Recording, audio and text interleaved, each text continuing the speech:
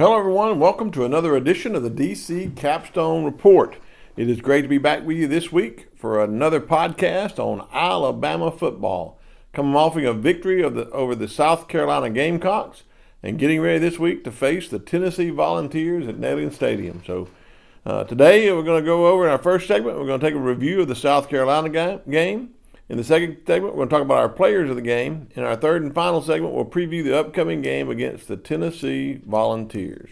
You're listening to the DC Capstone Report.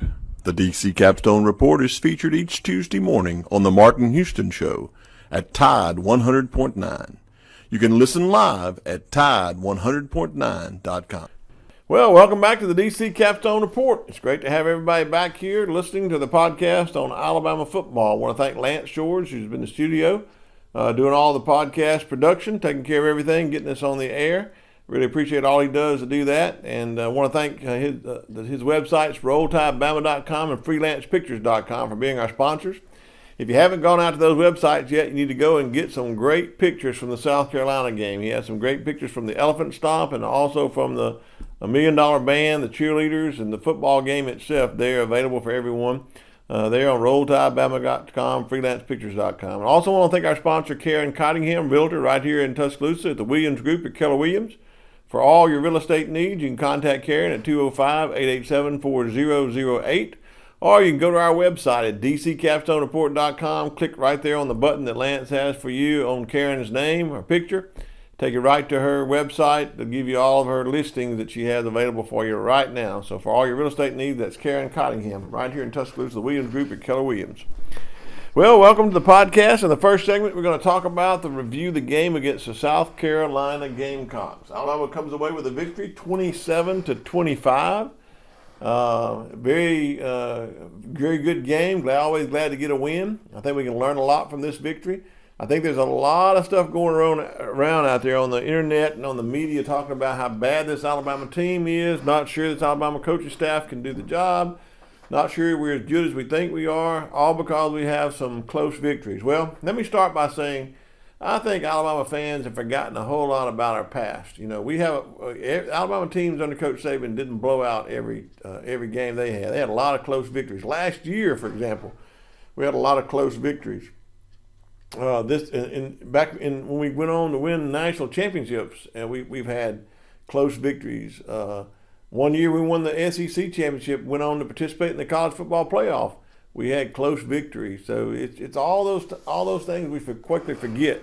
When you have a team that's trying to gel together and a new coaching staff, it's easy to forget about all the things that can go on during the week that cause us to not play our best on Saturday. And we were coming off of a loss to Vanderbilt against a really, really good South Carolina team. And Vanderbilt's proven this past week to go into Kentucky and beat a Kentucky team that almost beat Georgia. So there's a lot of good teams out there that we're playing against, and you got to be ready and giving your best on every Saturday. And when we played Saturday, yes, there are some critiques I can give you of what we didn't do correctly and didn't do good. But we played good enough to win 27-25, and it's a whole lot better talking about this week learning from a victory than learning from a defeat. So I think, what are some of the things that happened in the game that were good? Well, I think our offense, if you watch Jalen Milroe in this game, you can see clearly that he has matured, he has grown in his progressions. He hits his second and third receiver in the progressions on a lot of times. When he has time to throw the ball. When he doesn't have time to throw the ball, he sometimes focuses in on one player and gets the ball to them and uses his outlets very well. I know he had 2 interceptions in this game, but one was right before the half. We were pressing, trying to get the ball in 10 seconds down the field to get a field goal, and he missed it, and we threw it out flat. The other was in the end zone, which was a big interception where he threw an interception in the end zone because he lofted the ball up. My personal belief is if you watch that tape back, the play before that play, he runs the ball and he gets hit. And I believe he gets a stinger in his right arm. And the next play is when he floats the ball in the end zone. And I think you'll see that. I think he was a little dinged up, a little injured on that play. If he puts the velocity and throws the ball in the right place, I don't think that ball gets intercepted. So I think overall he's made some progress, and it's good. It's good to see him doing that. I think overall we did a good job of blocking. They have two of the best edge rushers in the game today. South Carolina does, and a lot of times we gave up sacks. We did, but a lot of times he did have time to throw, especially on the touchdown pass to Jeremy Bernard that happened on that third down that we needed 3rd and 19 and needed the first down to seal the game. Bernard goes in and scores. Well, everybody's upset by him scoring.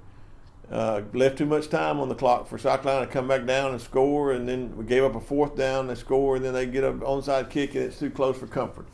But I still think the offense did their job in this game to an extent. They didn't take advantage sometimes of some plays. They had some turnovers that stopped drives. But I think overall, against a really good defensive team, our offense played fair. We don't need to play fair. We need to play great and good in order to advance to the college football playoff. So we're still learning. It's still halfway through the season. We're still making adjustments, and we're still learning this new offense. But I believe we can get it together before we go into Tennessee, and our offense is going to even look better if we learn from this game. I believe on defense, we didn't play a bad game on defense. I think we had a couple of bad series. That stretch between the end of the first half and the beginning of the second half was an 8-minute stretch there where I don't think we played our best on defense. It allowed them to get back in the game. Absent of that, I don't even think they would have been close in this game. But they give South Carolina credit. They fought hard. They came back and did a really, really good job. So you've got to see here that our defense is not as bad as everybody says it is. It may not be as good as we thought it was going to be, but it's gelling and making some difference. South Carolina runs the ball, and they've done the ball really well with Rocket Sanders. Well, guess what? They didn't get over 100 yards rushing out of Rocket Sanders. He's torched Alabama before when he played for Arkansas, but they held him below 100 yards. They didn't give up a 100-yard rusher in this game. They made some plays on offense, but we did a really fair job of doing that. The one play that we didn't do a good job on was on the 4th down for a touchdown that they threw. If they don't throw that play, if we can get off the field on that 4th down play and get off the field on some of the 3rd down plays, we're a much better team.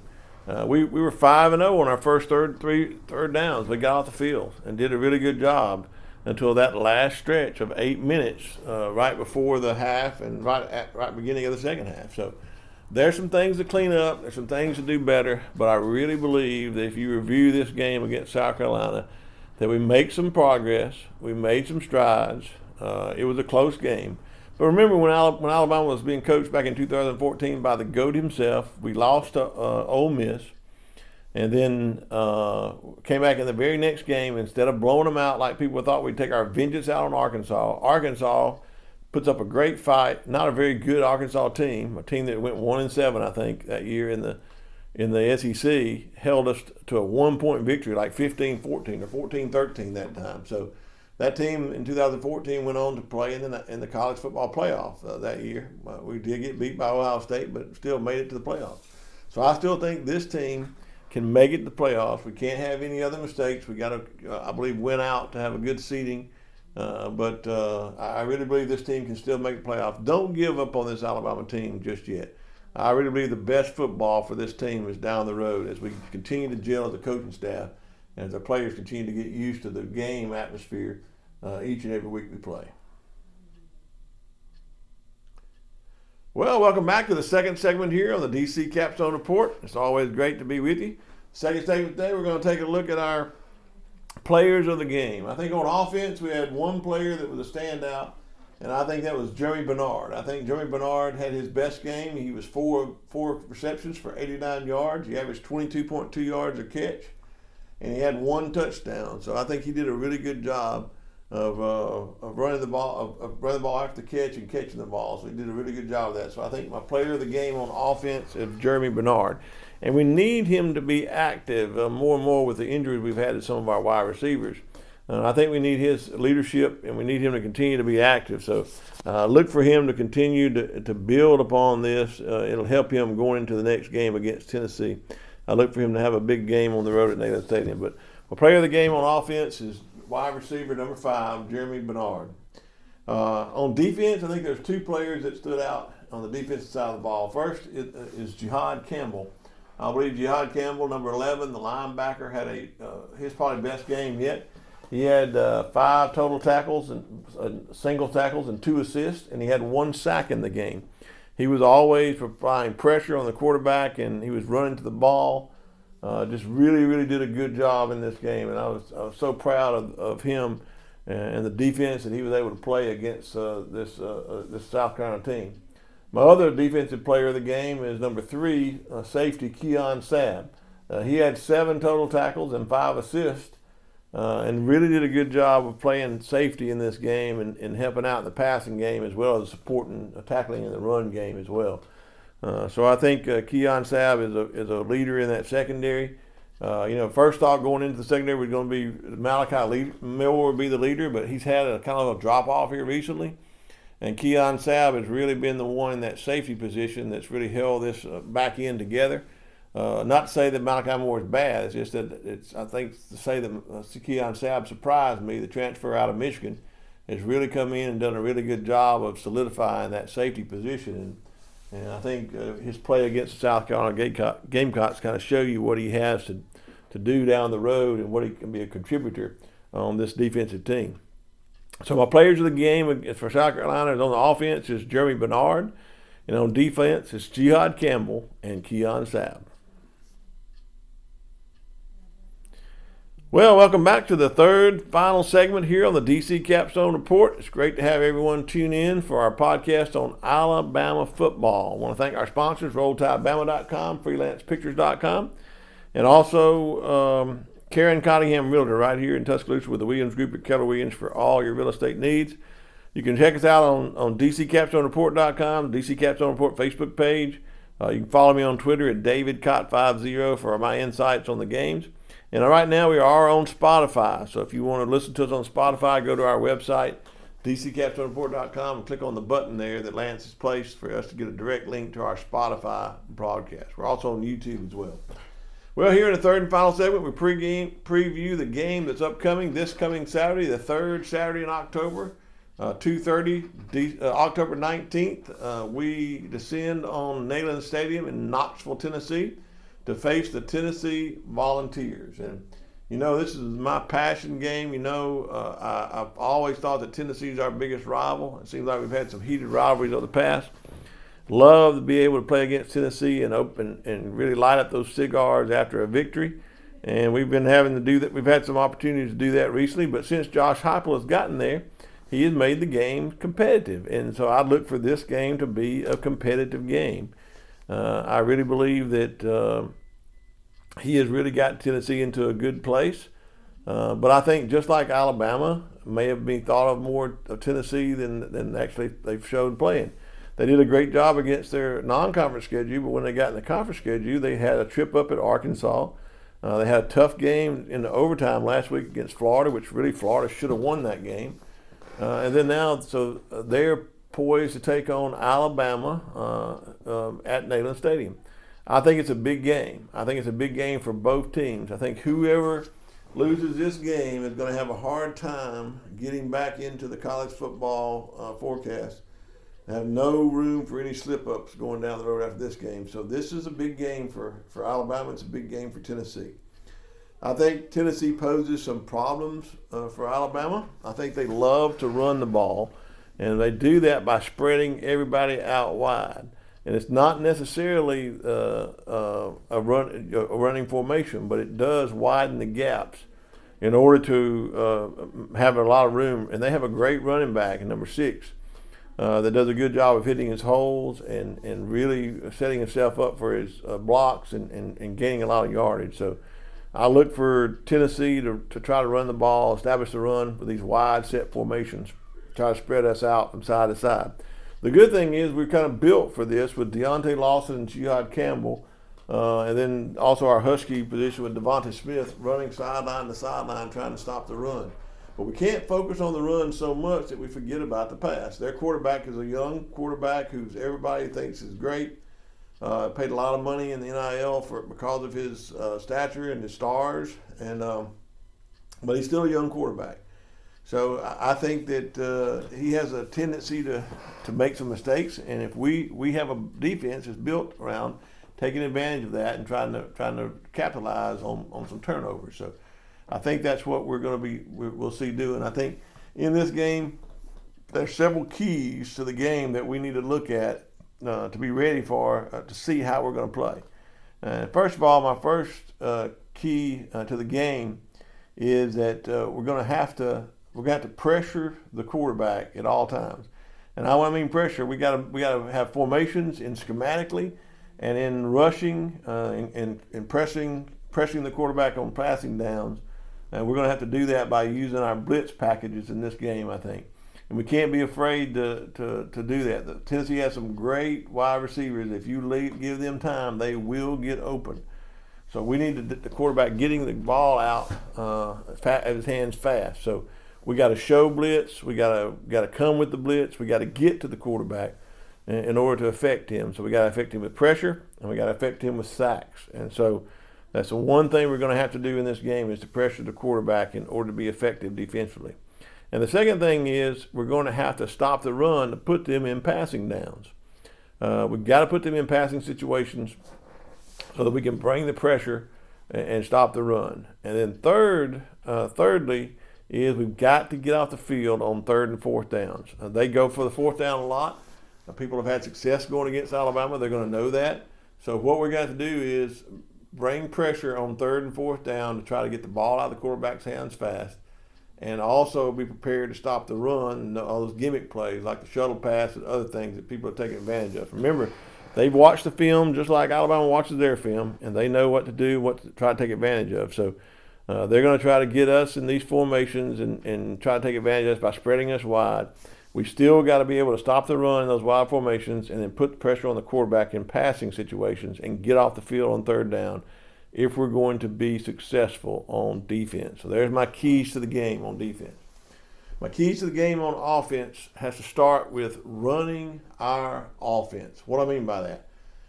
Well, prior to the second half of Georgia, in my opinion, we were running our offense, running it through Jalen, running it through the run-pass option, taking advantage of explosive plays, taking advantage of what the other teams were giving us, running the ball with passion and power. And I believe that somehow in the second half, we began to think we had the game won and we didn't want to lose the game. And we started playing on offense to not lose the game instead of to win the game. And this offense is at best when we continually put pressure on the other team. And I know that will give up a big play sometimes. I know that will cause a turnover sometimes. But we got to take the risk and continue to run our offense through Jalen, through the run-pass option, through explosive plays, and not back off and try to do something that our offense is not accustomed to doing. This offense is at its best when it's going fast and playing speed ball. That's what Tennessee does best. So the Tennessee defense is used to doing that in practice. So they're going to try to do everything they can to slow us down and get us off that. So don't fall for that. Don't try to have a ball control offense when you can take advantage of some deep balls, explosive plays, and we ought to try to do that. So run our normal offense. Get back to pre-Georgia's first half before we ever got to the second half and try to start slowing down. I think we did that in Vanderbilt, and it lost us the game. We didn't play through our offense. We didn't play our normal offense, and I think that lost us the game. We did that somewhat in South Carolina, and it slowed us down to a point where we were out of sync sometimes, and it almost cost us the game. So if we're going to win this ball game, we got to get back to running our offense and not try to help our defense by not having explosive plays and keeping the ball longer. You can run the ball effectively by having a fast, explosive play offense. That opens up running lanes. It gashes people. Our backs were gashing those teams. We gashed Georgia several times because of our big play ability, left gaping holes for our running backs to run through. And that's what we got to get back to doing. So the number one key on offense is to run our offense. Don't make it something that we're not supposed to be. Help us to be comfortable and run our offense. Number two is capitalize on explosive plays. We need to look to see if we can't get the ball into our playmakers' hands. Hopefully Kendrick Law is back this time. I think we missed Kendrick Law's blocking more than anything else during these last 2 games. I believe we needed his blocking on perimeter, our spread game, our wide game, our sweep game, our speed sweep game. Not the same without Kendrick Law in there. So getting Kendrick Law back would be huge, and that would be a big deal for some of these short passes to turn into explosive plays. That's what Ryan Williams was doing in those first games, taking short passes and turning them into explosive plays. And then, because he was doing that, they started playing press coverage over, and he was able to take them over the top with explosive plays. So we got to take advantage of what the team gives us, and we got to get back to explosive plays. Our third key to the game on offense is one that I can have on here every week. And that is, we got to limit our turnovers and limit our mistakes. Limit our penalties on both sides of the ball. Limit our turnovers on offense and have more turnovers on defense. Create more turnovers on defense. If we do all of those things, I think Alabama comes out and plays on all cylinders and wins a huge game on the road in Knoxville at Neyland Stadium against these Tennessee Vols. You know, I don't think that the Tennessee Vols have played up to their expectations, and maybe Alabama hasn't played up to their best game yet.